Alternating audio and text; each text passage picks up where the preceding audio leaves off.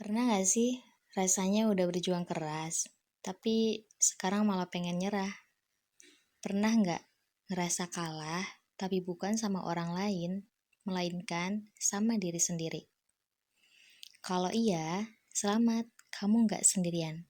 Malam ini kita bakal ngobrolin tentang kalah sama diri sendiri, bareng aku, Zena di Suarasa Podcast, yang tentunya akan menemani kalian beberapa menit ke depan. Tanpa berlama-lama, yuk kita mulai kan?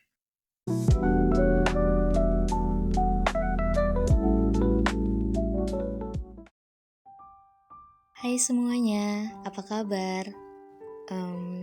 Kalian capek ya? Merasa dunia itu kembali lagi ke poros awal dan terus berputar tanpa ada yang berubah. Dari mulai sekarang nih, kita tidur, bangun-bangun kita comeback ke awal, dan terus terulang. Sampai di titik sekarang kita merenung dan bertanya sama diri kita sendiri, sampai kapan ya begini terus? Sampai kapan ya takut terus? Dan sampai kapan berlindung di zona nyaman terus?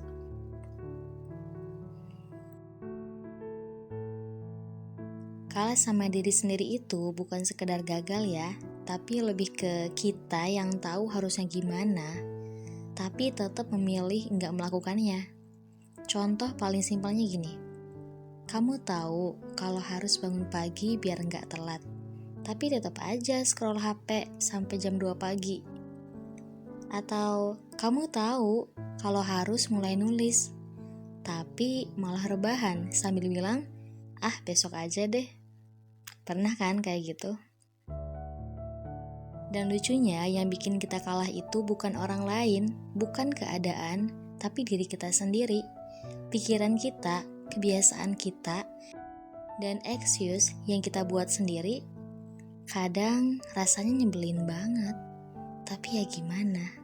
Manusiawi bukan? Dimana ada akibat, tentunya ada penyebab dong teman-teman. Penyebab dari masalah ini tuh banyak sebenarnya. Tapi seringnya sih karena dua hal. Yang pertama takut, dan yang kedua terlalu nyaman. Iya betul, takut gagal, takut gak cukup bagus, takut omongan orang, atau kebalikannya ya terlalu nyaman, di zona nyaman tentunya. Kan enak rebahan, buat apa capek-capek? Tapi teman-teman, kalau dipikir-pikir, kalau kita terus kalah, kita nggak akan kemana-mana kok. Tapi kita tetap di titik yang sama, stuck di sini-sini aja. Dan itu yang lebih nyeremin sih menurut aku. Jujur aja ya, aku juga masih sering kalah sama diri sendiri. Tapi ada beberapa hal yang mungkin bisa kita coba bareng-bareng, biar setidaknya ya kita bisa bertahan gitu. Yang pertama, sadari kalau kita ini lawan dan kawan bagi diri sendiri. Jadi, belajarlah buat negosiasi sama diri sendiri, bukan nyerah, tapi lebih ke kompromi gitu. Misalnya nih, kalau nggak bisa langsung rajin olahraga tiap hari, mulai dari 5 menit aja dulu. Kalau nggak bisa langsung produktif 10 jam sehari, coba deh 1 jam fokus tanpa distraksi. Dan yang kedua, sadari juga kalau setiap kemenangan kecil itu berharga loh. Bisa bangun pagi tanpa alarm, itu kemenangan. Bisa nulis 1 paragraf, itu juga kemenangan. Bisa lawan rasa malas buat mulai, itu juga kemenangan teman-teman. Karena kalau kita nunggu siap, kita bakal terus kalah.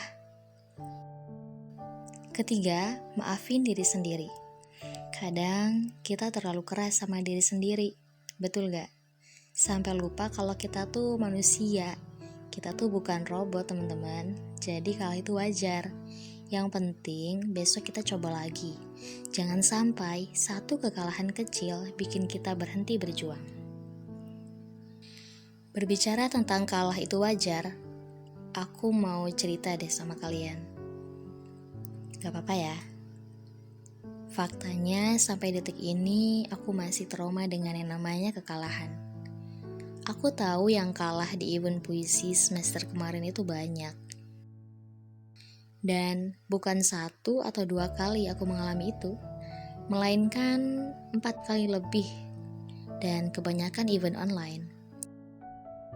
Dan karena kalah itu, akhirnya aku memutuskan untuk ngasih time break for myself because I want to recover first. Cukup mengecewakan dan sakit sih. Tapi sangat disayangkan kelamaan time breaknya sampai 2 semester. Coba kalian bayangin. Atau sama dengan 1 tahun. Dan sekarang, I want to slowly fight again. Aku percaya Tuhan berhasil menyembuhkan rasa kecewa aku. Jadi, kalau kamu hari ini ngerasa kalah sama diri sendiri, itu gak apa-apa. Yang penting, jangan berhenti di situ. Mungkin hari ini kita kalah, tapi siapa tahu besok kita yang menang. Yang penting, terus mencoba.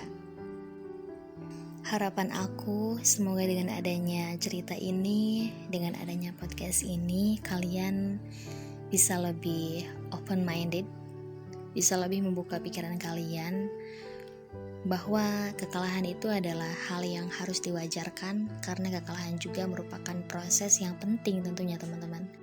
Gak ada orang yang mulus aja perjalanannya, gak ada teman-teman. Dan yang terakhir aku mau ucapin terima kasih ya udah mau dengerin cerita aku. Aku seneng deh bisa cerita kayak gini sama kalian. Dan akan lebih menyenangkan kalau kalian juga cerita. Sampai jumpa di episode berikutnya. Udah gak sabar deh buat cerita lagi sama kalian. Dadah semuanya.